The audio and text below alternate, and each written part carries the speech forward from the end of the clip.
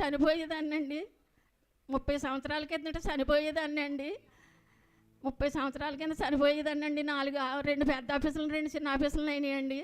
అప్పుడు మూడో పాప గారు మా ఇంటికి పెద్దోళ్ళకి ఏలూరు సత్యవతి గారండి చదువు చెప్తాకి వచ్చేవారండి.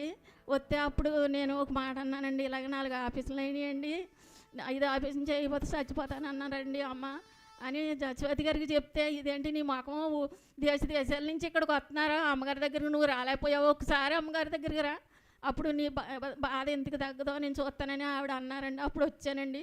వస్తే అప్పుడు అమ్మగారు ప్రార్థన చేశారండి. అది సైకిల్లో పువ్వులు పెడతారు కదండి, అలాంటి పువ్వుల కింద లోన కంతి కింద కాపాడిందంటండి అమ్మగారికి. అమ్మగారు ప్రార్థన చేశారండి, అమ్మగారికి దర్శనంలో కాపాడిందంటండి. కందకనితిలాగా కాపాడాయంటండి. అమ్మగారు ప్రార్థన చేశారు, తగ్గిందండి. అదే కాకుండా మళ్ళీ